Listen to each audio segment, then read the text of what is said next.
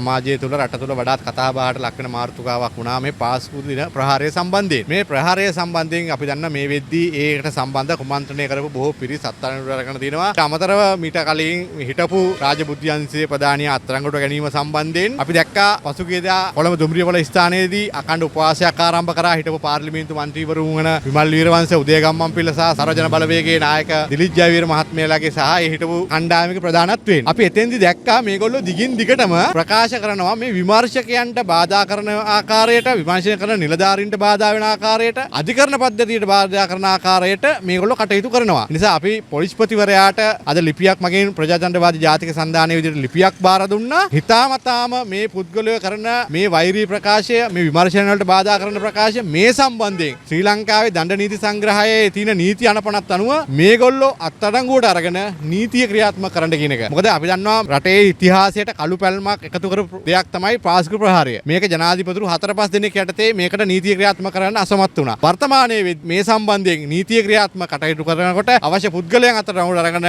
විමර්ශනය කටයුතු කරද්දී මේ විමර්ශන කටයුතු කරන නිලධාරීන්ට අධිකරණ පද්ධතියට හිතාමතාම මේ පුද්ගලයෝ මේ කරන ප්‍රකාශ සම්බන්ධයෙන් අපි පොලිස්පතිවරයාට පැමිණිල්ලක් බාර දුන්නා මේගොල්ලන් සම්බන්ධව නීතිය ක්‍රියාත්මක කරන්න කියන එක. මේ පළවෙනි කාරණාව. එතකොට අපි දන්නවා අපි දෙවෙනි කාරණාව මේකත් බරපතල ප්‍රකාශයක් අපි දැක්කා පසුගිය අඟහරුවාදා මේ රටේ ප්‍රසිද්ධ මාධ්‍ය ආයතනයක් මෙහෙවන දේශපාලන වැඩසටහනට කළුතර දිස්ත්‍රික් පාර්ලිමේන්තු මන්ත්‍රී සංජීව ඉදිරිමාන්න එතුමා ඒ වැඩසටහනේදී ඊටාම බරපතල ප්‍රකාශයක් අධිකරණ සම්බන්ධයෙන් ප්‍රකාශයක් ලක් කරා. ඒ කියන්නේ මේ වෙද්දී අත්අඩංගුවට පත් වෙ ඉන්න හිටපු රාජ්‍ය බුද්ධි ප්‍රධානී සුරේෂ් සාලි සම්බන්ධයෙන් අපරාධ පරීක්ෂා දෙපාර්තමේන්තුව රඳවාගෙන ඉන්නකොට ඔහුට මානසිකව හා ශාරීරිකව වදහිංසා කරලයි කියලා අධිකරණ වාර්තාවක් තියෙනවායි කියන එක. මේක බරපතල ප්‍රකාශයක්. මේක සම්පූර්ණයෙන්ම අපරාධ පරීක්ෂා දෙපාර්තමේන්තුව යටතේ නිරායුධ සිරකරුවෙක්, සැකකරුවෙක් ඔහු සම්බන්ධයෙන් ප්‍රශ්නයක් මේක. මොකද එහෙම නිරායුධ සැකකරුවෙකුට ඒ ආකාරයේ පහර දීමක් හෝ එහෙම මානසික වද දීමක් සිද්ධ කරන්න බෑ. එහෙම වාර්තාවක් තියෙනවා නම් අපි කියන්නේ පොලිස්පතිවරයා මැදිහත් වෙලා අපරාධ පරීක්ෂා දෙපාර්තමේන්තුව සම්බන්ධයෙන් ක්‍රියාත්මක කළ යුතුයි. අපි කියන්නේ දැන් අපිට දැනගන්න ලැබිච්ච තොරතුරු අනුව